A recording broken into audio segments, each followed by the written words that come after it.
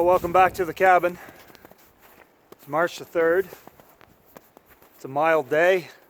Temperature's in the low 40s. The other day it was even in the 50s. And the nights are still below freezing. And here in the Northeast, that means the maple sap is starting to run. And that means it's time to make some maple syrup. And that's what we're going to do today. Now I've already been collecting some maple syrup. The saps have been running. It's a very early season this year. So I already have some collected, but there's a few more maple trees that I want to tap today. And hopefully by tomorrow, I'll have enough sap to boil down and make some maple syrup. Now making maple syrup is a lot of work. It takes a lot of sap.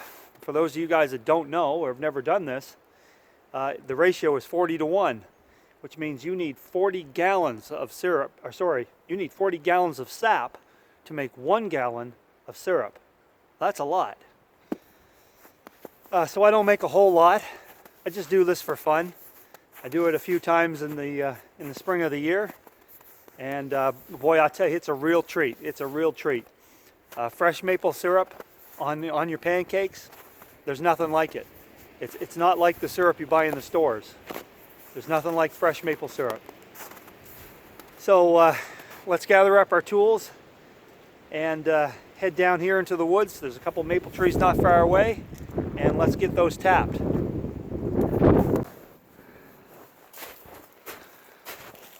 All right, here's a couple of nice sugar maple trees. It's a good sized tree. Let's tap it. All right, so all you need to tap a tree, you need something to collect the sap in. You need a drill to drill a hole. Of course, you need a tap. I just use these little plastic ones. And you need a tap hammer. I have this old tap hammer. This is actually from the 1930s. This has been around for a long time. This has tapped a lot of trees. So this is what you do. Now I just use these old 1-gallon water jugs, and what I do is I put a little hole right here in the handle. I tie it to the tree, and then after I put the tap in, I just insert the tap, and it'll fill this up with sap. It'll fill it up with sap, and covers on it, keeps everything out of it. Easy.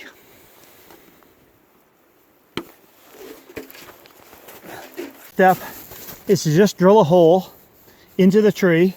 You want to just drill it into the sapwood at a slight angle, and you're going to go in about 1 3/4 inches. And as you can see, I've tapped this tree before. There's a tap from a long time ago, so I'm going to put one right here.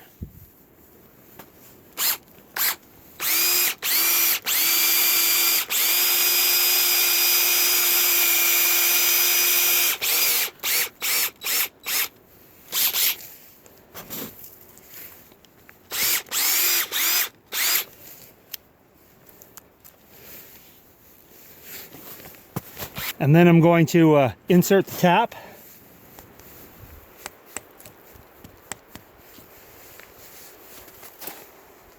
And I just tie the 1-gallon jug to the tree with some wire. I insert the tap into the hole, and there you go. We'll leave that till tomorrow. We'll come back, and hopefully this will be full of sap.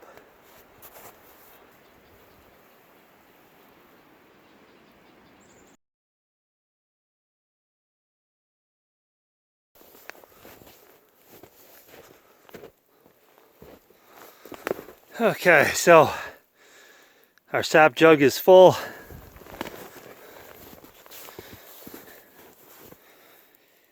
Looks good.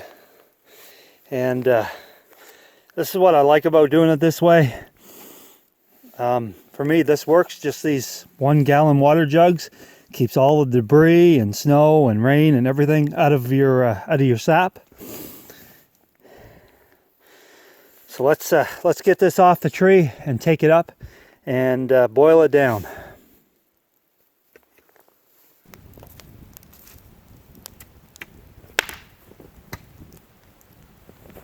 Alright, so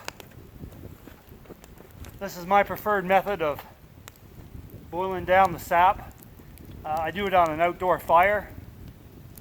Obviously I have lots of wood, and doing this is very energy intensive. This process of boiling down the sap can take several hours, 3-4 hours, depending on how much sap you have.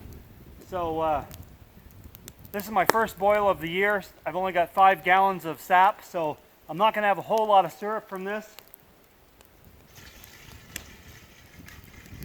But I'll keep adding the sap and boiling it down and boiling it down and boiling it down. Now some people like to use propane outdoors, which works well too. But whatever you do, this is not something that you want to do inside. It creates a lot of steam.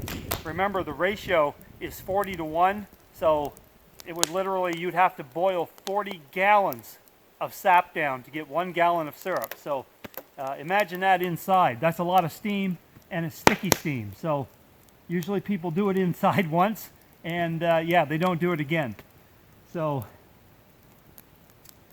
I'll do this, and when it's almost done, I'll take it inside, and I'll finish it inside on the stove. I'll put it in a small pot because there won't be much left, and I'll finish it on the stove on low heat. Probably take about 20 or 30 minutes to finish it, and then I will have a delicious treat. But as you can see, it's a lot of work, and you know, why do I do it then? Well, I just do it for fun. It's a tradition here in the Northeast. You got to make maple syrup in the spring of the year. And besides, after a long winter, winter here, there's not a lot to do. So by the time March rolls around, I'm ready to do something. I mean, so I don't care how long it takes. It's fun to do, and it kills some time while I'm waiting for the nicer weather.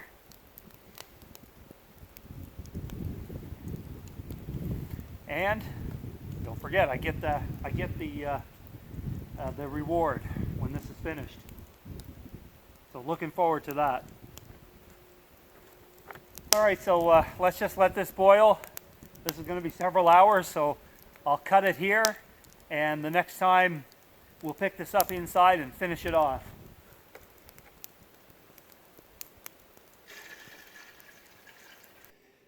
Okay, so we're just, this is just about finished. It's been on the stove for about 25 minutes or so, and I just shut the heat off because I think it's ready. And so as you can tell, you don't get a whole lot at the end. So now if you're in the store and you're wondering why maple syrup is so expensive, that's why. So I'm going to move that back there, because now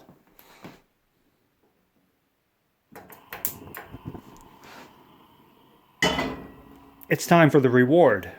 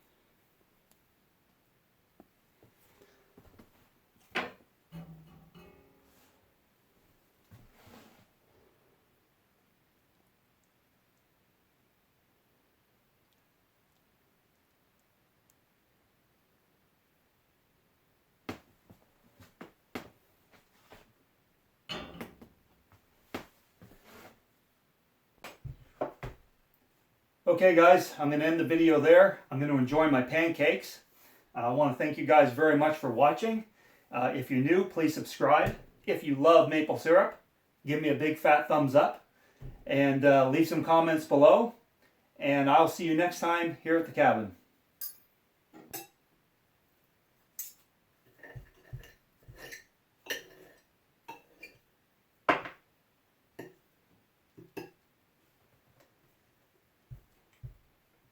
Mmm.